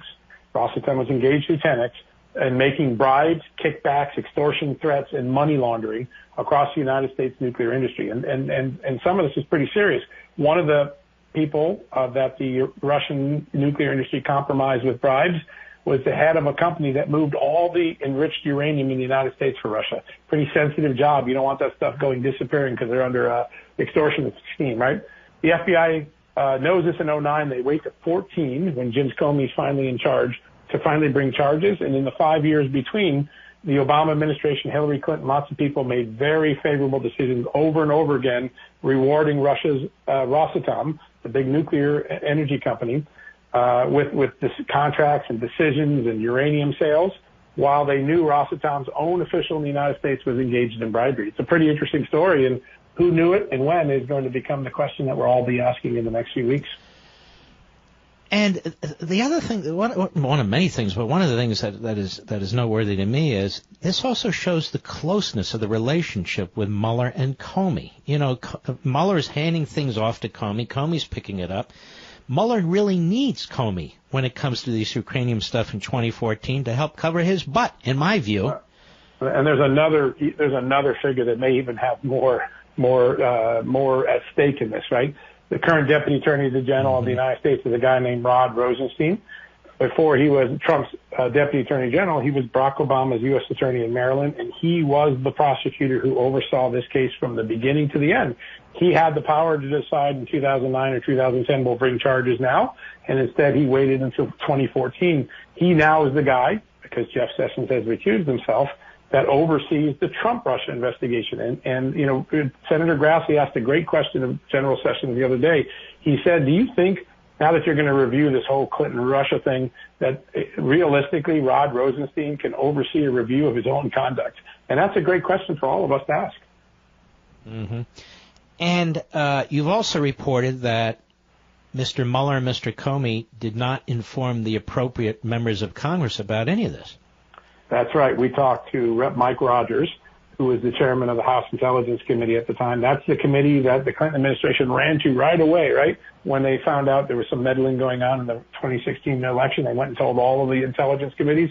But when the Russians were trying to compromise our nuclear security, no one thought to tell the House Intelligence Committee at that time. And so Mike Rogers said, I knew nothing about this. This is an outrage. I learned just a few hours ago, Mark, that the current House Intelligence Committee, run by Devin Nunes, has begun an investigation into why Congress wasn't alerted and who else didn't know about the nature of this nuclear security compromise that was going on. What about the Senate Intelligence Committee with this Richard Burr? They seem to be very slow to jump on these matters. Well, the Senate's a more deliberative body, and I guess our founding fathers probably intended that. Some days it feels so deliberative. But it's a committee. It's a committee. But the culture infects the whole committee, right? It affects the whole body. It's slow and it's plodding, and there's all this gentlemanness. But I heard something the other day that I think is going to turn out to be true. I think the committee plans to wrap up its work by the end of the year. And if it does, if they haven't produced any evidence of collusion by now, the chance that they are going to is pretty slim. So I wouldn't be surprised if the Senate Intelligence Committee wrapped things up by December. Mm-hmm. Now, where are we on this uranium thing? I mean, here's my question to you. Jeff Sessions is a friend of mine. I like him very much. Sure. I don't talk to him about any of this stuff and so on. Why do I feel like they're so passive over there about getting to the bottom of a number of these issues? Am I wrong? I don't know. There's an awful lot of investigations going on, right? There's an investigation of the deputy director of the FBI and why his wife took $700,000 from a Clinton friend when they were investigating the Clintons, right? There's a lot of different things going on. And I think what Jeff Sessions said yesterday during the hearing with Grassley might make some sense, which is, you know what?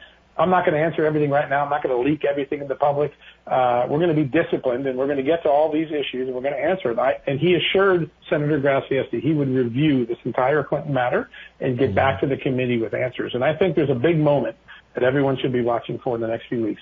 Last night, Senator Grassley sent a letter demanding to interview the undercover FBI witness who for 5 years was around all the Russians, making bribes, trying to win influence with the Clintons, get the Obama administration decisions made. If he is allowed to testify, from my reporting, I think he has enormously explosive allegations that have not yet made the public about what influence peddling was going on, what currying a favor was going on, and what the Russians were telling him about who they bought off and why they bought him off. I think if he gets to talk, we're going to have one heck of a hearing and a whole new scenario for evaluating Russia's intrusion into the nuclear industry. Well, they better protect this guy because a lot of these people, somehow Vladimir Putin or the Russian government, somehow they disappear, if you know what I mean, or somehow they don't get up the next day. Yeah, so I'm not a conspiracy theorist, but then again, I'm not an ignoramus, and I see what takes place. Yeah, well, here's something that the Obama Justice Department didn't do. They didn't try to protect him very much last year. In fact, they threatened him. We had emails that we reported yesterday, Mark, that showed that when this gentleman tried to sue the Russians to recoup some of the money that they stole from him in the kickback scheme while he was helping the FBI, the Justice Department called his lawyer right away, and they said, this is a quote from the lawyer's memo, if your lawyer does not withdraw that lawsuit, we are going to, quote, harm his reputation and his freedom, his liberty. The Justice Department tried to silence him. The threat was so serious that the undercover withdrew the lawsuit, gave up his right to recoup his money because he was afraid the Justice Department was going to hire him. That doesn't sound like a Justice Department that we would all be very proud of. No, that's incredible. But he's got good counsel, Victoria Tonsing, who worked in the Reagan-Meese Justice Department for many, many years. She does, and a former chief counsel of the Senate Intelligence Committee, somebody who knows how to navigate these tricky waters. I know you need to go soon, so maybe in 60 seconds. These issues get very complicated for people, and much of the media try to cover it up as long as they possibly can. What is the bottom line here as you would explain it? Yeah, I think it's pretty simple, which is the United States made a series of decisions that greatly benefited the Russian nuclear industry at a time when the United States knew the Russian nuclear industry was engaged in the worst type of crimes, extortion, money laundering, bribery, and kickbacks. And there's a great question why, and that question is it because all these people like the Clintons were getting gifts and lobbying firms were getting hired and kickbacks and bribes were going on? If so, we have 6 years before anyone envisioned the 2016 meddling, we had a real meddling with our nuclear security, and people should really care about that. All right. Keep up the good work and, keep looking over your shoulder. Thanks, Mark, and thanks for the attention you gave my story. Appreciate it. God bless. You be well. I'm telling you, this is very, very serious stuff, which is why you won't see it on MSLSD or CNN. Not yet. Friends, it's hard to believe that 2017 is almost over. Time doesn't stand still, so don't waste another minute. Join AMAC right now. AMAC is the Association of Mature American Citizens. It's the leading conservative voice for Americans age 50 and up. Now, some of you may be members of the AARP. This is a left-wing big government Democrat operation, right? You're contributing to it, and you're contributing to their politics, which, of course, is also left-wing. You don't need to do that anymore. AMAC is resolved to continue their mission to restore America's moral compass, to make America a better place for our children, to save America from the left. As an AMAC member, you'll also gain access to a variety of exclusive discounts and benefits that'll help you save a lot of money. From car insurance and Medicare plans to discounts on hotels and car rentals and more, AMAC is the organization to join. A voice for conservatives in Washington, exceptional benefits. What's not to love about that? So I strongly encourage you, join AMAC right now. Go to www.amac.us. That's www.amac.us. Or call their toll-free number, 888-262-2006. That's 888-262-2006. The Association of Mature American Citizens, the benefits are great, but the cause is even greater. Join AMAC today. Mark Levin.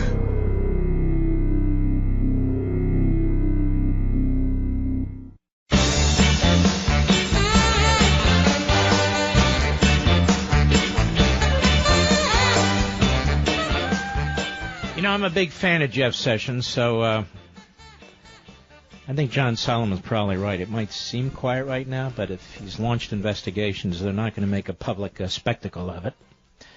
And I'm hopeful that that's exactly what's going on. I want to tell you about a brand new sponsor. A brand new sponsor, Captira. Captira. Here's something I've realized.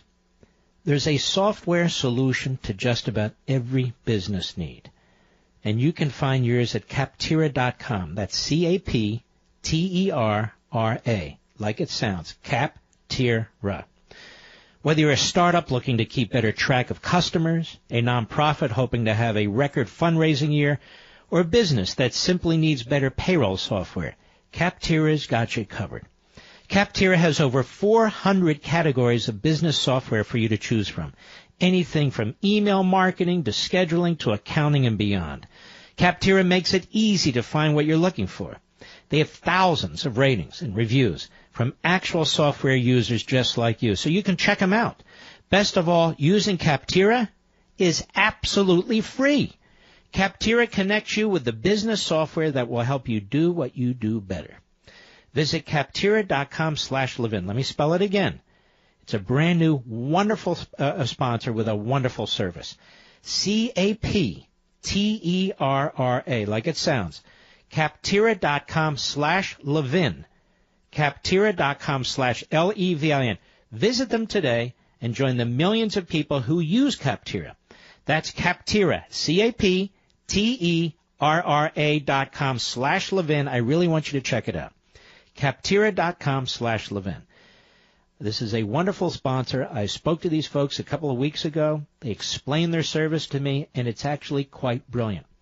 This is a clearinghouse for you to show you all the varieties of software that are available to you, how people rate them, the reviews that they give them, to help make your business more efficient and more profitable and more successful. And not just businesses, charities too, churches, whatever your organization is. And it's just an outstanding service. I really would encourage you to check it out and to use it. It's free. Captera.com/Levin, Captera.com/Levin. Very, very cool. I'm really, really thrilled about our new sponsor. Well, let's take some more calls. Mac, Sacramento, California, the great KSFO. Go. Hey, Mark, once again, thank you for taking my call, and I need your help. I'm an African-American.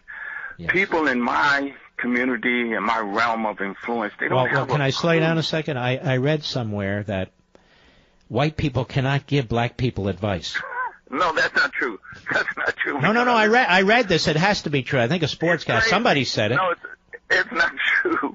I listen to your show all the time, and I listen to Sean Hannity. And well, listen, Mac, I take advice from whoever has smart advice. I don't really care what their race is. I don't know about you. That's right. Yeah. Absolutely. I agree with you 100%. That's why I'm on your show.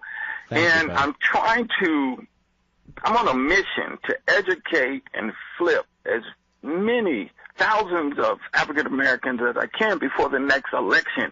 There's so much at stake, right? And the people, again, that I'm talking with, you know, they don't have a clue about the issues. They don't know anything about the Uranium One and the Clintons and that whole scandal. Right. They don't understand how Barack Obama dismantled a lot of the American traditional values, marriage being one of them. They don't have a clue that most of the cities in the United States with high murder rates are ran by Democrats. And so I'm on a mission to educate as many as I can, and I need your help. As I explained to you earlier, I think last week, you inspired me to write the song, Stand for My I know, but I can't promote your website every single week, you know. Here's what I want to recommend strongly. Go on Mark Levin Show Facebook and post it. Post your site there, and people will see it, okay? Go to Mark Levin Show Facebook, post it, and anybody can do this, too, assuming it's, you know, legit. And that's the best way to do it, Mac. I appreciate your call very, very much. I appreciate what you're doing, too. Jim, a trucker in California, Sirius Satellite, go. Hey, great show. Love it. Long-time listener. I have a question. I don't understand why Sessions and everyone else has to recuse themselves from an investigation, but then you've got Mueller, who's obviously corrupt, and you have Comey that's corrupt, but they don't have to excuse themselves? You mean recuse themselves? Well, of course, if they're corrupt, why would... Hold on now. If they're corrupt, why would they recuse themselves? Well, why do we... You answered your own question. You know? I don't understand. Why do we let it happen? Why do we have spies? Well, how do we stop it? Well, I say we remove them. You and I can't remove anybody. Well, I understand that, but as a population, as a voter... All right, my brother. I'm saying we can't remove them, you and I. We just have no way. That's not up for a plebiscite when we go and vote. Thank you for your call, my friend. Ladies and gentlemen, we salute our armed forces, police officers, firefighters, and emergency personnel. Check out Levin TV tonight. I know you're going to like it in 2 minutes. And I'll see you on the radio tomorrow. God bless you.